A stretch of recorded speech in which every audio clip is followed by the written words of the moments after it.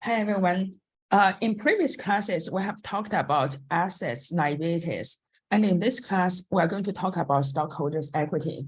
So stockholders' equity is the first accounts that are set up when the firms are initially formed.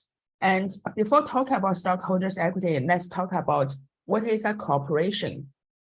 So the definition of a corporation is, it is a legal entity that is separate and distinct from its owners.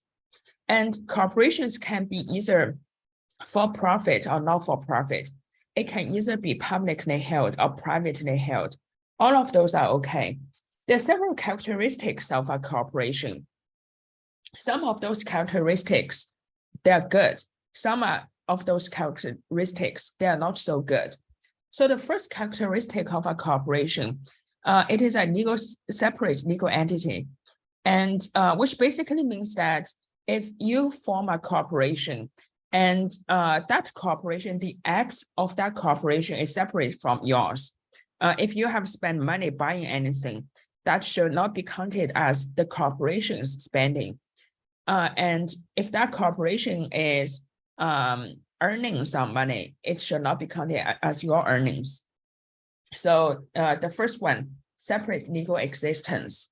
And because corporations are separate legal existence, it also guarantees that you only have limited liability in the corporation. So if the corporation, for example, lost $1 million, and if you only invested like $5,000, your loss is only limited to your investment in the corporation. So that's the second characteristic. The third one is transferable ownership rights. So if you are the shareholder of a corporation, you can sell your stock to other people who's interested. Transferable ownership rights. Ability to acquire capital. A corporation can obtain capital through the issuance of stocks. Continuous life. So as humans, our lifespan is limited. And however, for corporations, you are going to see corporations which has been existing for maybe 200, 300 years. So that can far past the lifespan of its founders, of the founders of the corporation. Corporate management. So the structure of modern corporation, the managers of corporations are separate from investors of the corporation. And this has both advantage and disadvantage.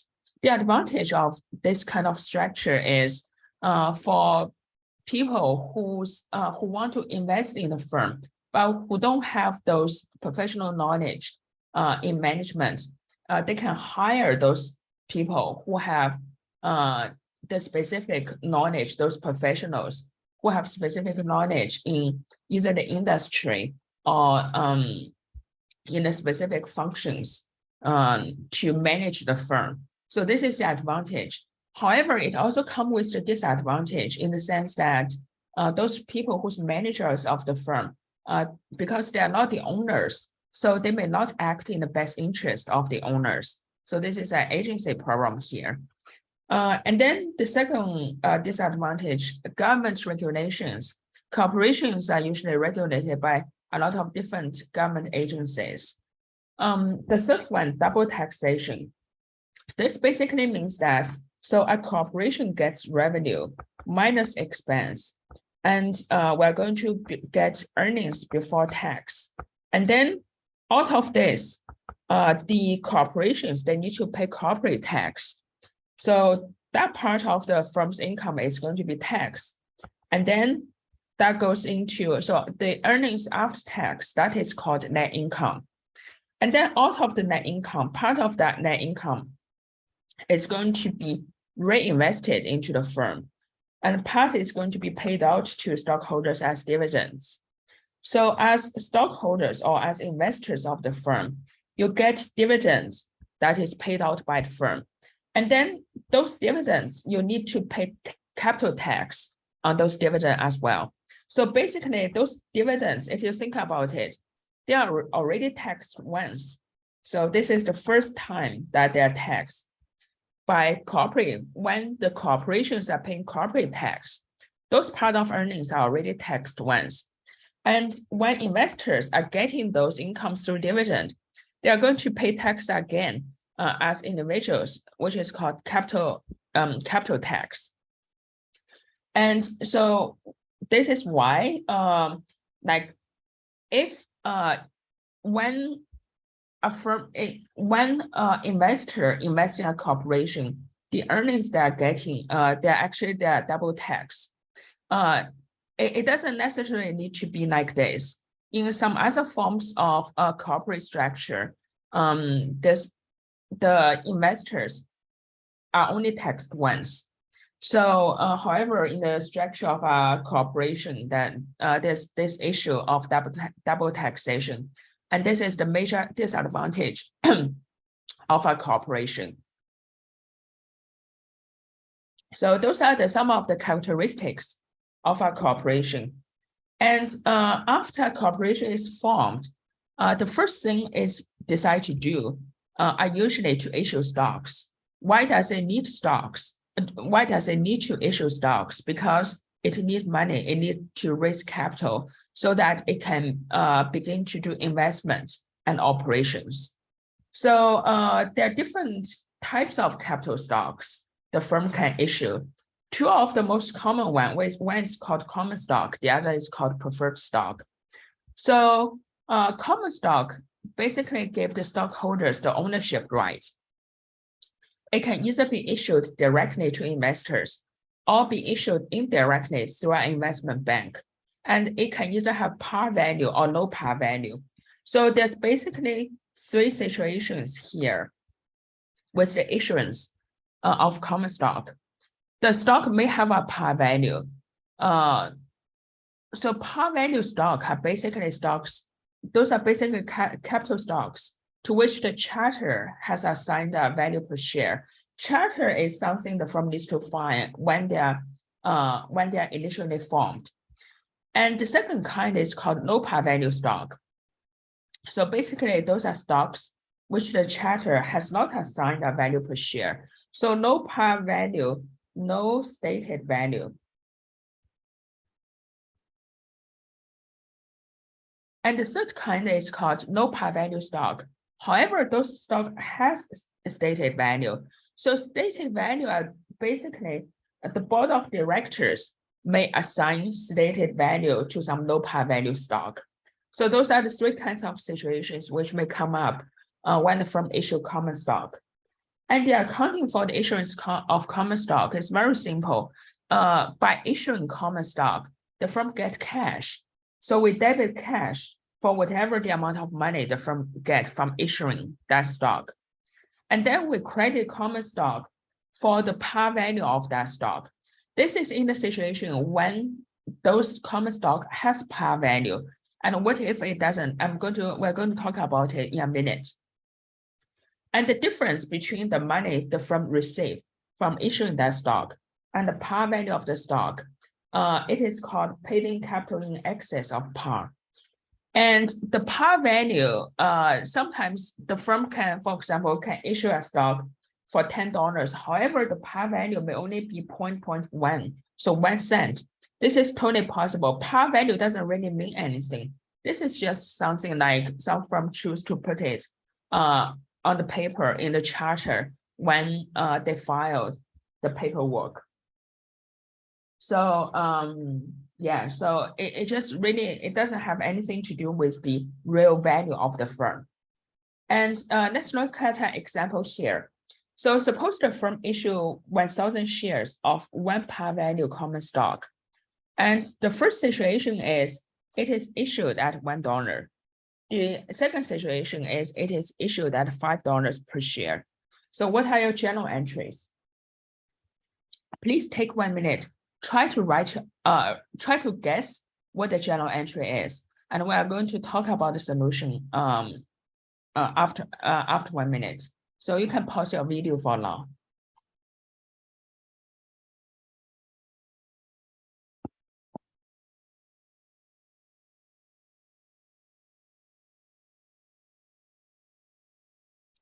So if the firm if the stock is issued at $1, there are 1,000 shares.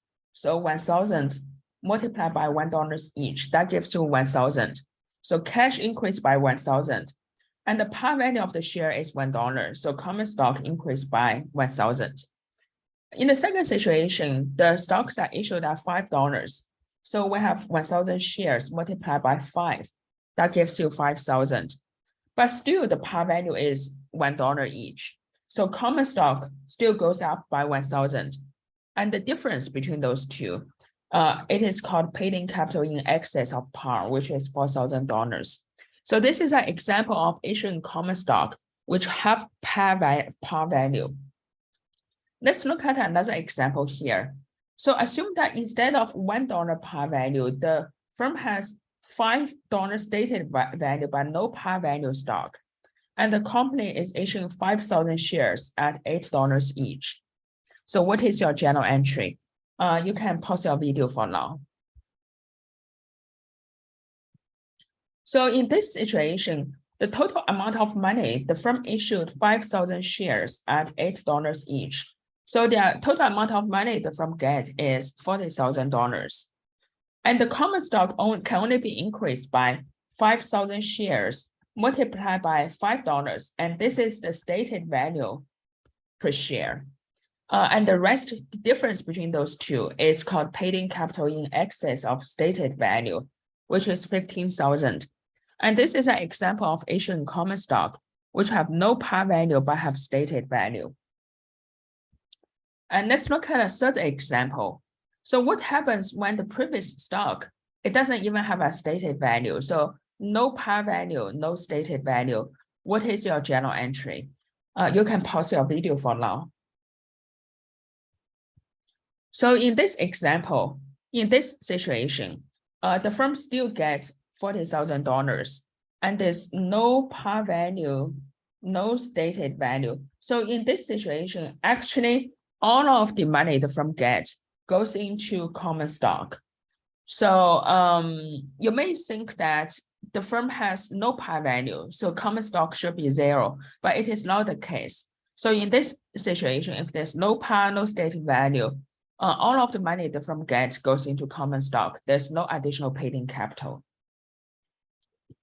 So we just talked about how to account for the issuance of common stock. Now let's look at preferred stock. What is preferred stock? If you look at the name of this term, like preferred stock, it is preferred. So what is it preferred to? Preferred stock, preferred. So preferred is in relevance to common stock. And in what situation, in what sense are those stocks preferred compared with common stock? Those preferred stock is preferred in comparison with common stock, mostly in two situations. The first one is in terms of the distribution of earnings or dividend. If preferred stock has some dividend and common stock is a dividend stock as well. So the shareholders of our firm's common stock can only be paid dividend when all of the dividends on the preferred stocks are paid. So dividends are first distributed to preferred stock dividend and then to common stock dividends. And then secondly, in the case that if our firm is going bankruptcy, if the firm has any additional asset to pay back its shareholders, the preferred stockholders gets to pay first. And then the rest of the asset is going to be paid to common stockholders. So those are the two situations that preferred stock gets some priority over common stockholders. And then you may ask that if preferred stockholders get priority, then why don't everyone just invest in preferred stock? The reason that not everyone's investing in preferred stock is that preferred stockholders, they don't have voting rights. This is as opposed to common stockholders have voting rights.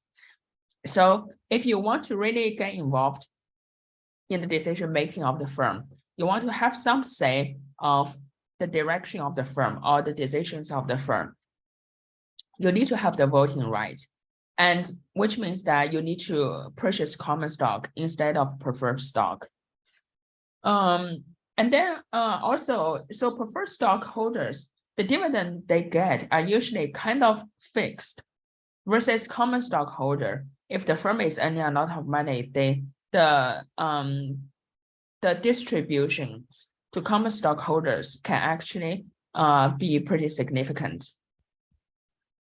So, and also similar as common stock, preferred stocks may have par value or no par value.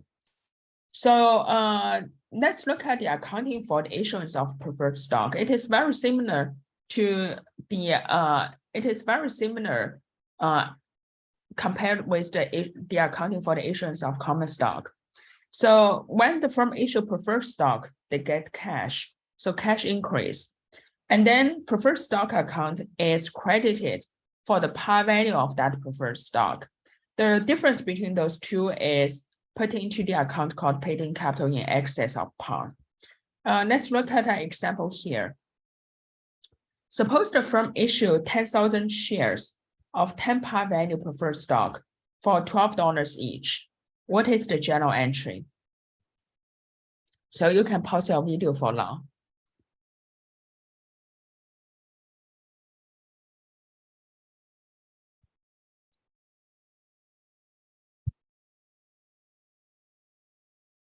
What is the journal entry? First of all, cash increase. So it's 10,000 shares at $12 each. So the firm gets 120,000 cash.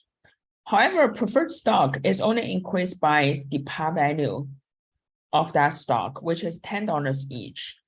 And the rest goes into paid-in capital in excess of par, which is 20,000. So this is the accounting for the issuance of preferred stock. And after a corporation has issued stocks, it's one of the situations which may come up is it may subsequently decide to reacquire those stocks. And the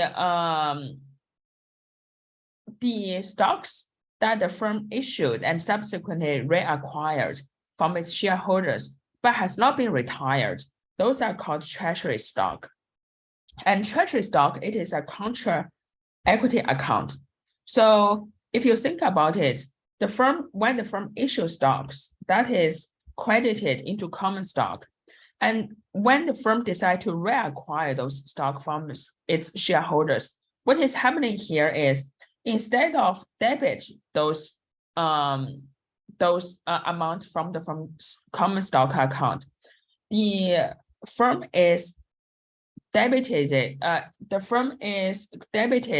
into an account for the treasury stock account, which is a contra equity account. The purpose is just to not mix up the initial issuance of stock with the subsequent repurchase of stock. So to put them into two separate accounts so that they are not mixed up. And why do corporations acquire treasury stock? So they issued stock to raise capital, but what are the reasons that they may decide to subsequently reacquire some of those stocks they issued? Corporations reacquire treasury stock for a number of reasons.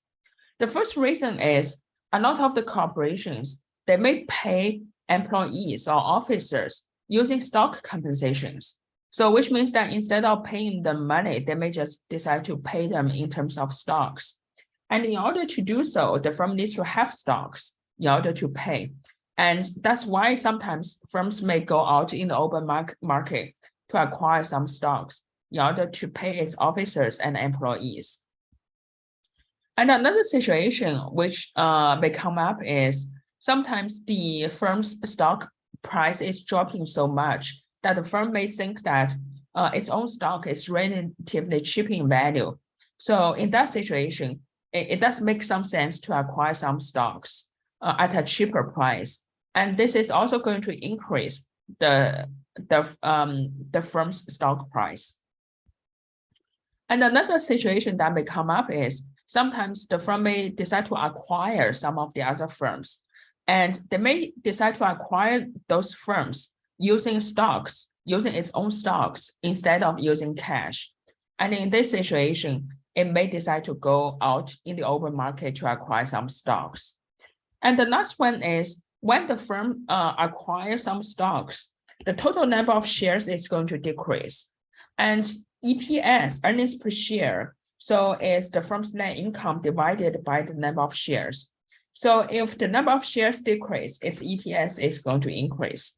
So it's going to increase the firm's EPS. If the firm want to do that, it can just go out to acquire some shares, and then its EPS is going to increase. So those are the situations that may cause the firm decide to reacquire some of its stocks. And if the firm decide to do this, the question for accountant is, what is the journal entry? So the journal entry when the firm go out to acquire treasury stock is we debit treasury stock, credit cash. And here is an example. So supposedly on February 1st, the firm acquired 4,000 shares of its own stock at $8 each. What is the journal entry?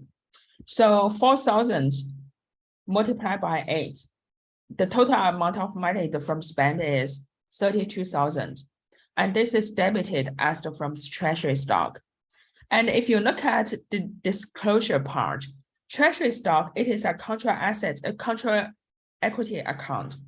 So it is not going to decrease. This action is not going to decrease the firm's common stock. Instead, it is going to be put into treasury stock account, and the paid-in capital and retained earning is not affected by this action. However, the total equity is going to decrease because of this contra equity account. And then let's so we just talked about the firm sell common stock, and then the firm reacquire part of those stocks as treasury stock. And another situation which may come up after that is, after the firm has reacquired those treasury stock, they may decide to sell those treasury stock again. And this may come up in two kinds of situations.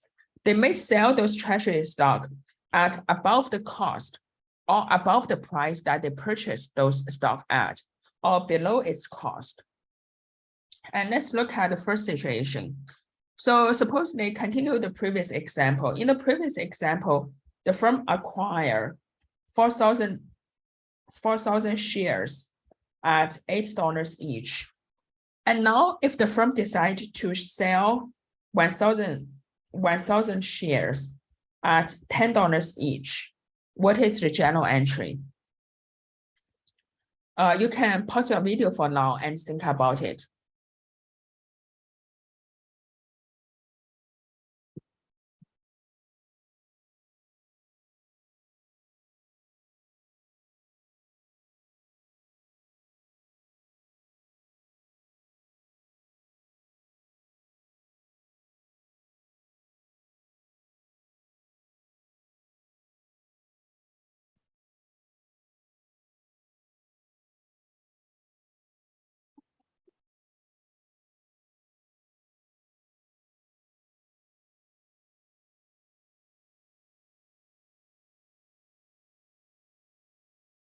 So what is the journal entry here? In order to, when the firm sell those 10 per share at 1,000 shares, the first thing that we can figure out is the firm gets cash. So 1,000 shares at $10 per share. So that's 10,000. And then the treasury stock is going to decrease because those shares has been sold. 1,000 shares with the cost of those shares at which the firm purchased those is $8 each. So treasury stock goes down by 8,000. And the difference between those two is going to, because now the firm sold something which they purchased at $8, they sold it at $10. So they're making $2 money from its investors for each share. And the rest goes into paid-in capital from treasury stock, $2,000. You may think that, hey, so the firm purchased those stock and then resold those. They're actually making money. So why is it not a gain? Or why is it not in the situation that if they're selling it at a loss, why is it not a loss for the firm? And the answer is it is not. It is not a gain. It is not a loss. It is credited directly into paid-in capital account. And the reason is you can view it as the firm initially sold those stock to investors, and then it reacquired those, and then sold it back to investors again. So all of those transactions are between the firm and its investors. It can be viewed as, hey, investors are just contributing another $2 to the firm. So this is the way to view it. All of the transaction between the firm and investors, and this is the rule of thumb. So all of the transactions between the firm and the investors, they are not gain and loss for the firm. They should be just debit or credit directly into the equity account. And we just talked about if the firm sold those treasury stock at above the cost. So how about, so we initially have 2,000 shares purchased at $8 each, and they sold 1,000 at $10 each. Now, how about the firm sold additional 800 shares at $7 each? What is the journal entry? And the journal entry here is it's 800 at $7 each. So that's 5,600 in total, the cash the firm gets. Treasury stock goes down by 800 multiplied by the cost of those shares. And the difference, which is 800. So previously, by selling those stock at above the cost, the firm is able to kind of cumulative 2,000 in its paid-in capital from treasury stock account. Now we're selling it at below the cost. We just take it away from this, so from this $2,000. And now we have 1,200 that we can still deduct from this account in the future. And if we continue the previous example, so initially the firm purchased 4,000 at $8 each, and they sold 1,000 at $10 each, sold another 800 at $7 each. And now if the firm decides to sell the rest of it, 2,200 at $7 each, what is the journal entry? You can pause your video for now and think about it for a minute.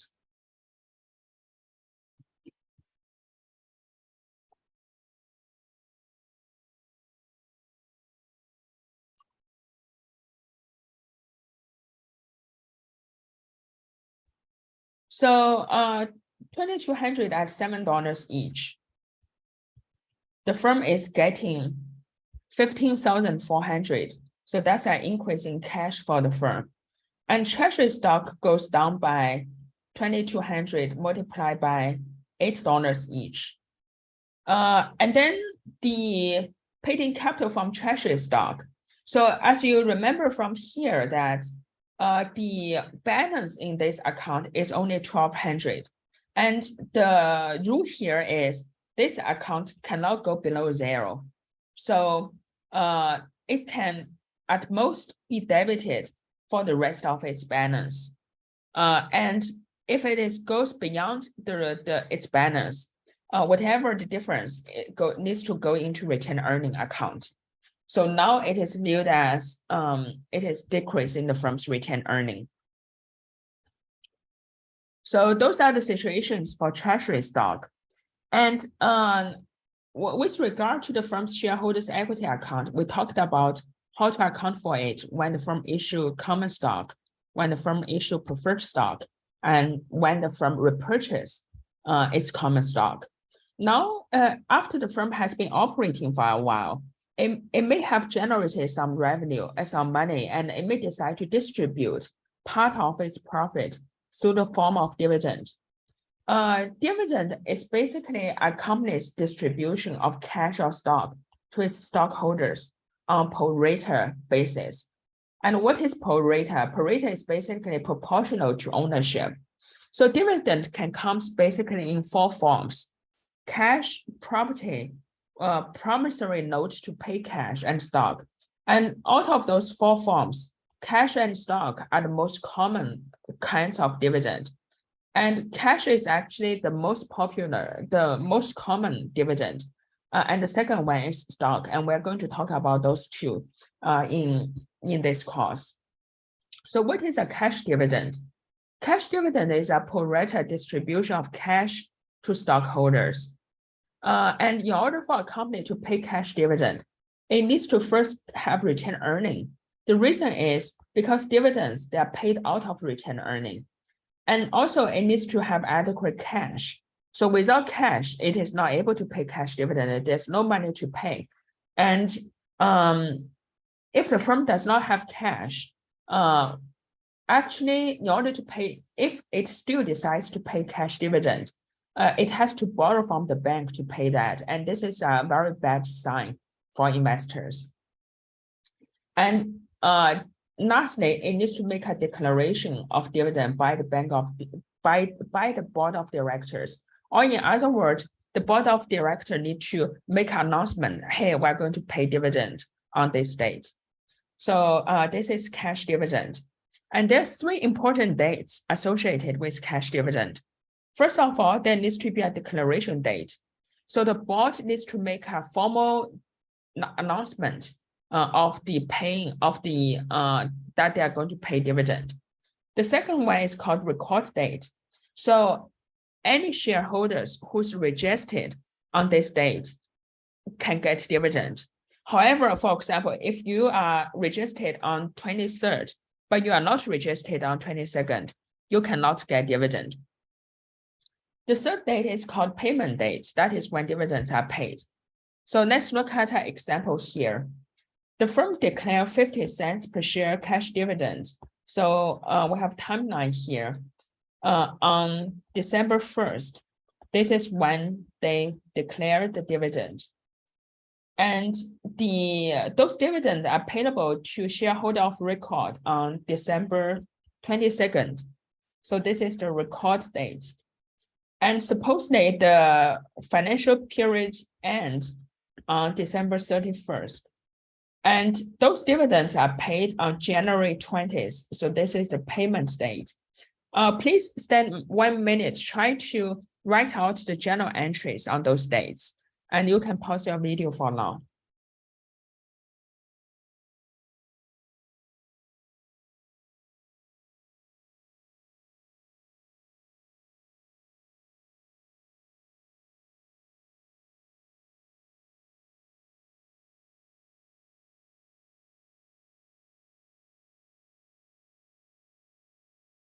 So what are the journal entries?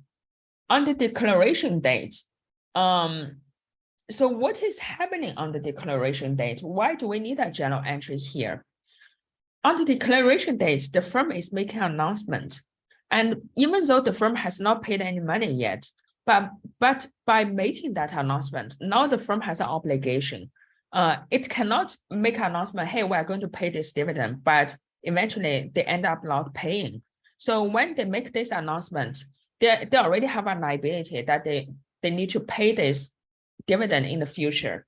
So on this date, by making the announcement, now the firm is liable. They have a dividend payable, which is 100,000 shares multiplied by 50 cents per share, and of the 10 par value common stock.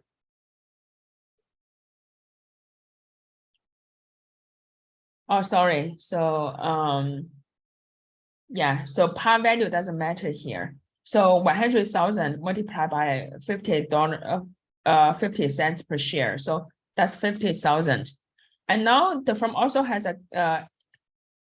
and that dividend is going to be coming out of the firm's retained earning, and we're going to put it in a temporary account called cash dividend. So cash dividend is a temporary account. And at the end of the financial reporting period, we're going to close out this cash dividend into the firm's retained earning. So this is what we do on the declaration date. And on December 22nd, which is the record date, there's no journal entry needed on this date. The reason is for the firm, on this date, what is happening is the firm is deciding whom to pay this dividend to. But no matter to whom the firm is paying this dividend, no matter to A or B or to C, the firm needs to pay this dividend. So for the firm, it's the same. there's no nothing is happening for the firm. It needs to pay out this 50,000 no matter what, no matter to whom. So there's no journal entry needed on this date. And then on January 20th, on the payment date, the firm pay out cash and the firm no longer have this liability. So we debit dividend payable credit cash. We just talked about the payment of cash dividend to the firm's common stockholders. And the firm's preferred stockholders very commonly get cash dividends as well. And when the firm has a preferred stock dividend to pay to its preferred stockholders, those are usually written in terms either very similar to common stock dividend in terms of, for example, 50 cents per share, or it can be written in terms of 3% on, for example, a 100 par value preferred stock. And this should be understood as every time the preferred stock dividend is $3 per preferred stock. And the preferred stockholders, they have the right to receive dividend before common stockholders. So a lot of the times, if the firm is able to pay out dividend at all, it needs to pay its preferred stockholder before it can pay any dividend to common stockholder. For example, if the firm needs to pay preferred stockholder $3 dividend, however, if the firm only have $2 dividend to pay, then all of those $2 should go to the preferred stockholder. If the firm has, for example, $3 dividend to pay, $3 it has that it can pay out as dividend, all of it needs to go to the preferred stockholder. If the firm has $4 it can use to pay out as dividend, $3 goes to preferred stockholder, and only whatever is left, like $1, can go to the firm's common stockholder. So this is what we mean by preferred. And in a lot of the situations, preferred stock, they have a cumulative dividend feature. And what do we mean here? It basically means that whatever dividend the firm hasn't paid in previous years needs to be paid out, whatever the preferred stock dividend the firm hasn't paid in previous years needs to be all paid out before the firm can pay any dividend to its common stockholder in future years. So yeah, so this is why we kind of view preferred stock as in between bond and common stock. If the firm is not able to pay its preferred stockholder its dividend, it's not going to drive the firm into bankruptcy. However, in future years, those are still like the firm is still recording it on its not through journal entry, but in a separate schedule, the firm is taking note, hey, we haven't paid those preferred stockholder yet. So in future years, the firm needs to pay all of its dividend that it owns to its preferred stockholder from the previous years before it can pay any dividend to its common stockholder.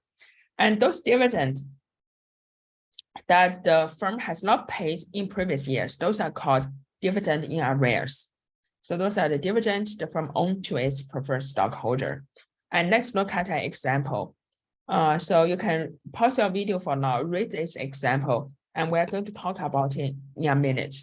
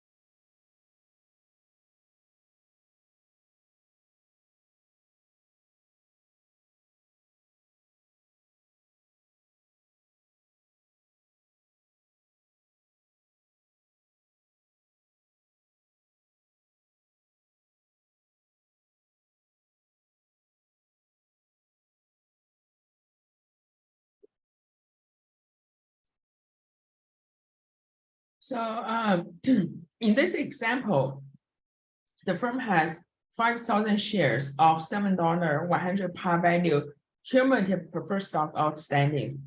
So what is the dividends? What are the dividends on those preferred stock? We have 5,000 multiplied by 7% multiplied by 100 par value. So that's 35,000 in total. And if those dividends are 2 years in arrears, what is the dividend preferred stockholders are entitled to receive in the current year? So 2 years in arrears, which means that the firm is owning those preferred stock shareholders 2 years dividend plus the current year. So that's 105,000.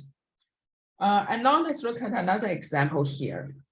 The firm has 100 shares, 1,000 shares of 8%, 100 par value cumulative preferred stock.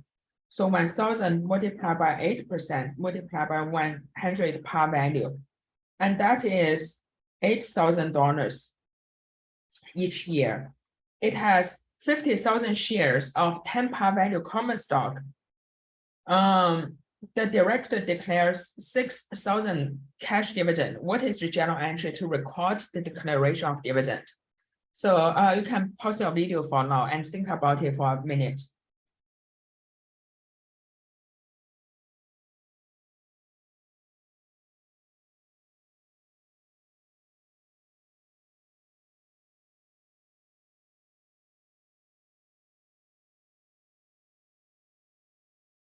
So what is the journal entry to record the declaration of dividend? The journal entry is basically the firm. It's very similar to the declaration. It's just the same thing with when the firm declare a cash dividend. So the firm has dividend payable, and then it is coming out cash dividend account. But the only thing is for $6,000. But the only thing is because the firm only declares 6,000 cash dividend, and then it needs to pay its preferred stockholder 8,000. So 8,000, which needs to be paid, and the firm is only paying 6,000. There are 2,000 that the firm hasn't paid in current year, which is it's going to keep record of it, and it's going to be paid in future years. And at the same time, because all of the dividends are used to pay its preferred stockholder, so common stockholder doesn't get anything. But no matter to preferred stockholder or common stockholder the firm is paying to, the total amount of money does not change. It's $6,000. And no matter to preferred stockholder or common stockholder, they are all cash dividend and they're all dividend payable. And then let's continue this example. Supposing the next year, the firm declare 50,000 cash dividend. So what is the journal entry? And as we just said that no matter to whom this dividend is paid, the fact is the firm paid out 50,000 cash dividend. So we debit cash dividend, credit dividend payable. However, this 50,000, first it needs to be used to pay out dividend, which the firm owns its preferred stockholder from the previous year. And then it needs to be used to pay its preferred stockholder dividend for the current year. And only 40,000 can go to the firm's common stockholders. So that is about cash dividend. And another form of dividend is called stock dividend. What is stock dividend? Stock dividend are pro rata distribution of corporation's own stock to stockholders. And you may ask that why do corporations give stock dividend? So sometimes the firm just do not have cash to give. So the firm may decide to just issue stock dividend. And then stock dividend sometimes it can be viewed as a positive thing because you shareholders get something, get dividend, get something. So it may be increase the marketability of the company's stock. And then it also emphasized that, so because stock dividends, basically when the firm issues stock dividend, those money are coming from the firm's retained earning. And it can be viewed as the firm used money from its retained earning to purchase stock and then to give it to its shareholders. So it can be viewed as a gesture that the firm is reinvesting a portion of its previous incomes permanently into the business. So how to account for stock dividend? It depends on the size of the firm's stock dividend. In some situations, the stock dividend, we call it small stock dividend, which is if the firm has been paying less than 20 to 25% of the company's issued stock, that is called small stock dividend. And in that situation, the value of those dividends is recorded as at a fair market value. And in some other situation, if the firm is paying large stock dividend, meaning that greater than 20 to 25% of the issued stock, those stock needs to be recorded at par value. So let's look at an example here. The firm declared 10%. So this is a small stock dividend. Stock dividend on 50,000 shares of 10 par value common stock. The fair market value of the stock is 15 per share. What is the journal entry? You can pause your video for now and think about it for a minute. So the journal entry is because those are viewed as the firm is using money from its retained earning, and those stocks are valued at, because it's a small stock dividend, so they are valued at its fair market price. So we have 50,000 shares multiplied by $15 per share, and then multiplied by 10%. So that's 75,000. And then we credit, so because, yes, 75,000. And this stock dividend, this is a temporary account as well. It's going to be closed out into retained, It's going to be closed out into retained earning at the end of the financial reporting period. And it's going to decrease the firm's retained earning account. And then on the other hand, it's viewed as it's going to increase the firm's common stock and additional paid-in capital. So it's going to increase the firm's common stock. We call it common stock dividend distributable because it hasn't been distributed. And when it is distributed, so when those stocks are paid to its shareholders, it's going to be transferred into the common stock account for 50,000 multiplied by 10%, multiplied by $10, which is the par value per share. And the difference between those two is going to be recorded as paid-in capital in excess of par. So, and the effect of stock dividend. So if you think about stock dividend, it's basically decrease its retained earning and to increase its paid-in capital. So the firm is taking money from its retained earning to and to increase its capital stocks.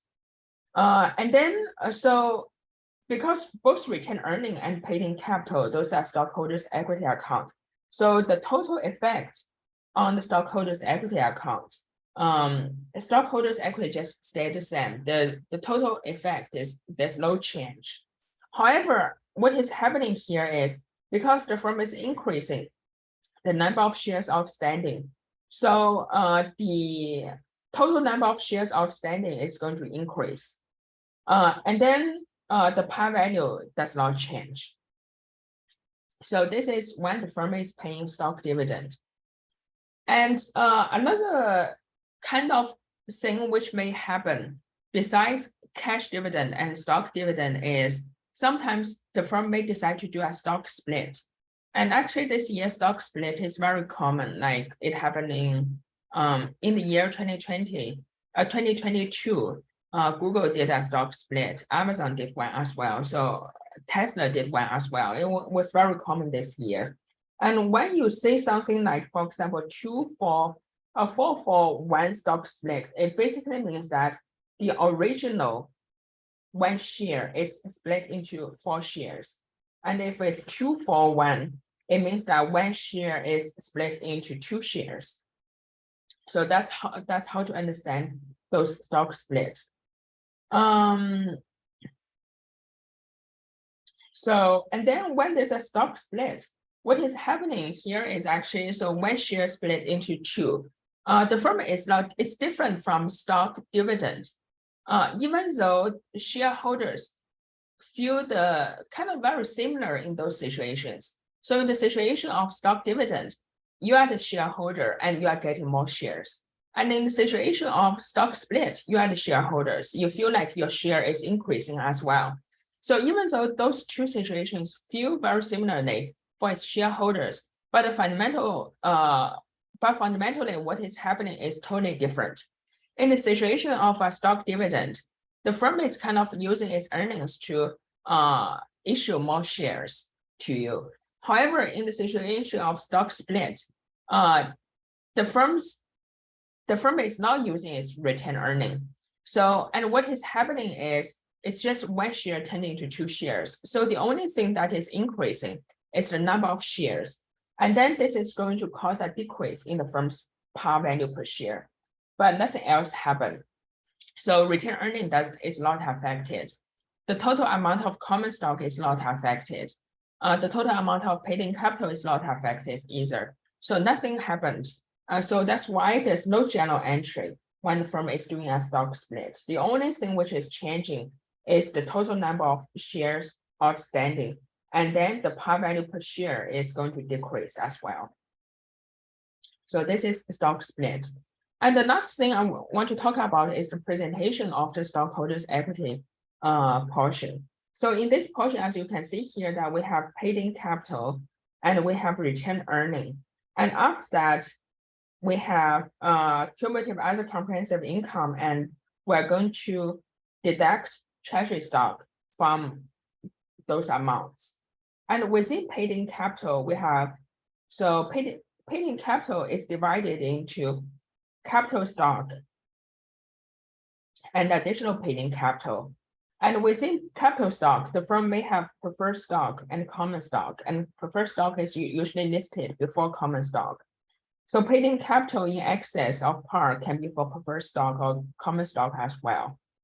And so again, what is paid-in capital? Those are basically the amount of cash or other asset paid into the firm by the firm's stockholders. And it consists of capital stock and additional paid-in capital. And retained earning is the cumulative net income from retains in its business. And this retained earning account, we're going to have a beginning balance. It is going to be increased by its net income. If the firm has net loss, it's going to decrease this account. It's also going to be decreased by the dividend that is paid out by the firm. And then we're going to have an ending balance. So this is how retained earnings account is affected by different kinds of transactions. And this is all for this class.